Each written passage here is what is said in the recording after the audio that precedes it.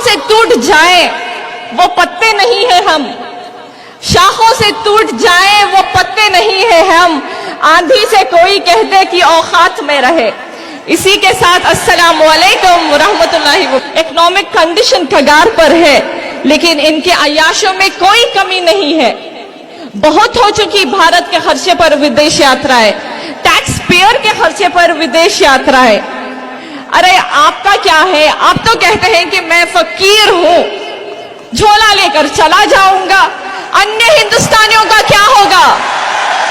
वो कहां जाएंगे? एक वक्त था जब हम डरते थे बेईमानों से, जालिमों से, गद्दारों से।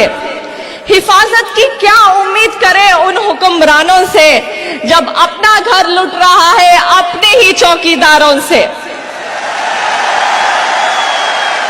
सुन लो ए फैसिस्ट ताकतें, तुम ये नफरत की सियासत फैलाने में कभी भी कामयाब नहीं होगे। तुम कितनी भी कोशिश कर लो, हम लोग तुम्हें इस मकसद में कभी कामयाब होने नहीं देंगे। एक मजबूत चट्टान की तरह हमेशा तुम्हारे खिलाफ खड़े होंगे। न पूछो जमाने से कि क्या हमारी कहानी है, हमारी पहचान तो बस इतनी है कि हम सब हिंदुस्तानी हैं।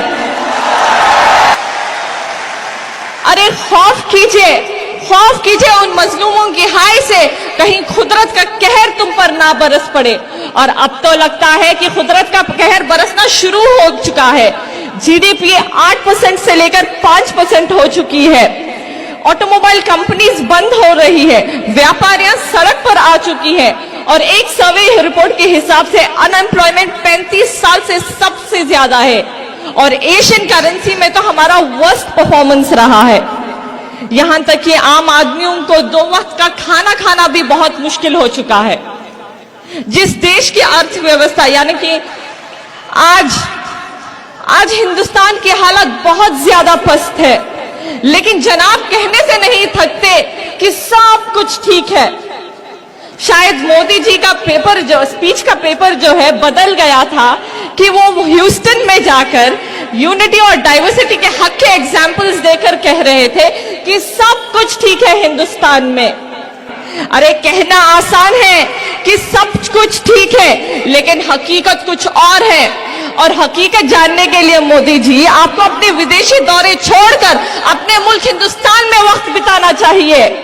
इनका एक नया मोटो है, या तो बीजेपी के साथ जुड़ जाओ या तो फिर जेल चले जाओ। ऐसे बहुत सारे एग्जाम्पल्स हमारे सामने हैं। ऐसे वाकयात हमें आजादी से पहले भी देखने को मिलती थी कि लोग डर के मारे बीजेपी की ब्रिटिश हुकूमत के साथ जाकर जुड़ जाती और उनकी चापलूसी किया करती थी। एक पॉलिसी और भी थी ब्रिटिशर्स की, वो था डिवाइड एंड रूल, जो आज के पॉलिटिकल फैसिस्ट लोग अभी भी उनका पॉलिटिकल हथियार बनाकर इस्तेमाल कर रही हैं। और शायद कहीं ना कहीं हमारी खामोशी की वजह से ऐसी सियासत में वो कामयाब भी हो रही है, लेकिन ये नहीं जानते कि ये तभी भी गलत और नुकसानदायक था और आज भी गलत और नुकसानदायक है। ये लोग डेवलपमेंट की बात करने की बजाय जो वक्त की सख्त जरूरत है, बजाय उसके ये आरटीआई, एनआरसी, ट्रिपल तलाक बिल, आर्टिकल 370, एंटी कन्वर्जन और एनआईए चेंजेस जैसे ड्रैकोनियन लॉज इंप्लीमेंट करने में लगी हैं। ये बहुत बड़ी तबाही के आसार है। मैं हमारी हिंदुस्तान की आवाम से कहना चाहती हूं कि अपनी आंखें खोले और इस पसमंजर से बाहर निकले। वक्त आए तो हालात के साथ लड़ना भी सीखे। बदल जाओ वक्त के साथ या फिर वक्त बदलना सीखो। बदल जाओ वक्त के साथ या फिर वक्त बदलना सीखो। मजबूरियों को मत कोसो, हर हाल में चलना सीखो। हिंदुस्तान बना है कश्मीर से लेकर कन्याकुमारी तक, गुजरात से लेकर अरुणाचल तक, हिंदी से लेकर मलयालम तक और गुजराती से लेकर बंगाली तक। ये हिंद की खासियत है कि ये जुड़ा हुआ है। ये गंगा जमुना की तहजीब है, इसे तोड़ने की कोशिश मत करो। सारी दुनिया पर नजर घुमा के देख लो, यूनिटी और डाइवर्सिटी में यूनिटी की इससे बेहतरीन मिसाल तुम्हें कहीं नहीं मिलेगी। सिर्फ अपने पॉलिटिकल फायदे के लिए एक दूसरे को दुश्मन मत बनाओ। हिंदुस्तानियों जाग जाओ, अब तो जाग जाओ। जिंदा दिल है वो लोग जो बेखौफ होकर हक के लिए आवाज उठाते हैं।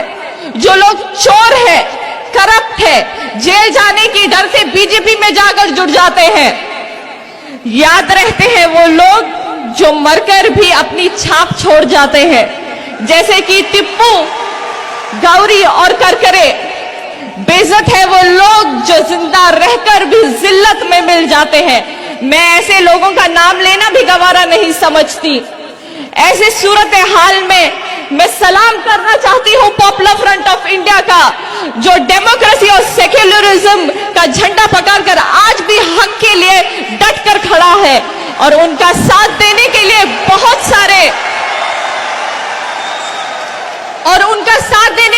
बहुत सारे हक परस्त लोग और ऑर्गेनाइजेशन इस स्टेज पर भी मौजूद है।